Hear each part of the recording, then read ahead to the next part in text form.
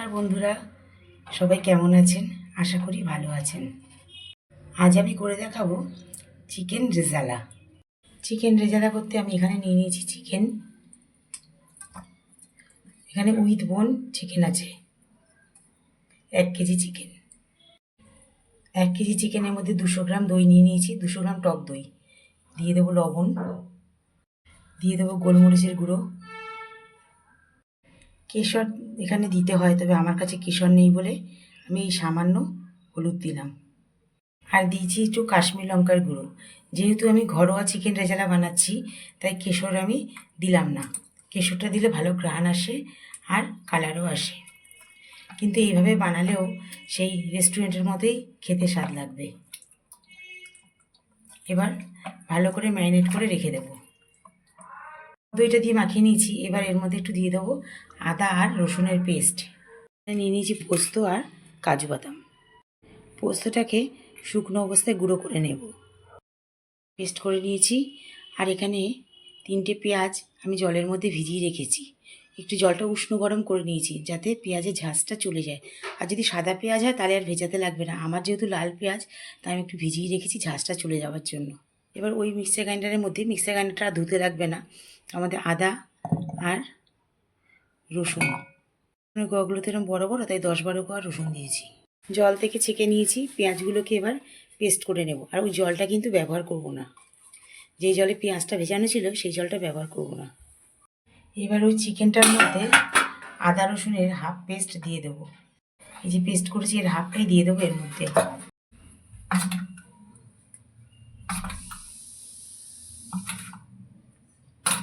Half দিয়ে দিলাম আর এই হাফ রয়ে গেল। এবার চিকেনের সাথে এই আদা রসুনটাকে মিশিয়ে নেব।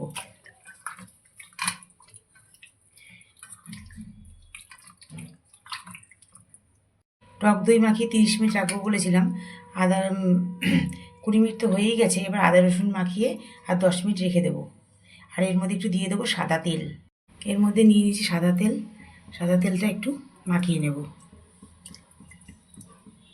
কড়াইতে তেল দিয়ে তেলটা গরম করে এবার এর মধ্যে দিয়ে দেবো ঘি। প্রথমে দিয়ে দেবো তেজপাতা আর শুকনো লঙ্কা, দেবো দারচিনি, এলাচ আর লবঙ্গ। ফোড়নটা 5 সেকেন্ড মতো ভাজা ভাজা করে নিই। এবার এতে দিয়ে দেবো পেঁয়াজটাকে একটু ভাজা ভাজা করে নেব। বেশিক্ষণ ভাজবো না, 2-3 মিনিট মতো পেঁয়াজটা ভেজে নেব। জাস্ট পেঁয়াজের রঙটা একটু চেঞ্জ হবে, ওই পর্যন্ত পেঁয়াজটা ভাজা করব। পেঁয়াজটা একটু ভাজা ভাজা হয়ে গেছে। এবার দিয়ে দেবো ওই আদা আর রসুনের পেস্ট। এবার ভালোভাবে ভেজে নেব। এবার তেলের মধ্যে একটু ভেজে নেব।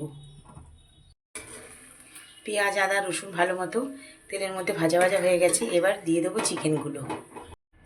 এবার চিকেনগুলোকে একটু সামান্য কষিয়ে নেব। আর আমি যখন আদা রসুন পেস্ট করেছিলাম তাতে 2টো কাঁচা লঙ্কা দিয়ে দিয়েছিলাম। চিকেন রেজালা কিন্তু খুব বেশি ঝাল হলে ভালো লাগবে না। একটু ভাজা ভাজা হয়ে যাওয়ার পর দিয়ে দিয়েছি ওই যে ম্যারিনেট করে রেখেছিলাম দই আদা রসুন দিয়ে, ওটা দিয়ে দিলাম কাজু বাদাম আর পোস্ত পেস্ট। এর মধ্যে আমি কোনো জল দেবো না। এবার চিকেনটাকে গ্যাসটা মিডিয়ামে দিয়ে ঢাকা দিয়ে রান্না করতে হবে।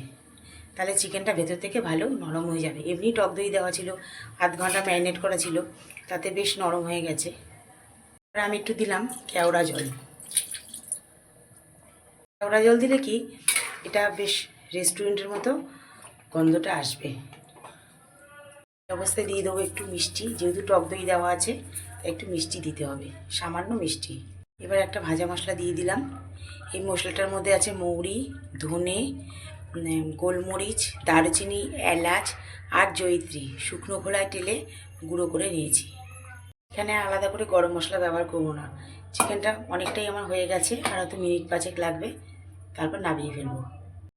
চিকেন রেজালা হয়ে গেছে। এবার আমি গ্যাস থেকে নামিয়ে নেব। চিকেন রেজালা আমার রেডি। ফ্রাইড রাইস, তারপরে পরোটা, এসবের সঙ্গে খেতে খুবই ভালো লাগে। আর আমার এই রেসিপিটি যদি আপনাদের ভালো লেগে থাকে তাহলে একটি লাইক, কমেন্ট, শেয়ার এবং আমার চ্যানেল মনের ইচ্ছেকে সাবস্ক্রাইব করার অনুরোধ রইল। আজকের মতো এই পর্যন্ত, আবার আসবো নতুন কোনো রেসিপি নিয়ে। সবাই ভালো থাকবেন, সুস্থ থাকবেন।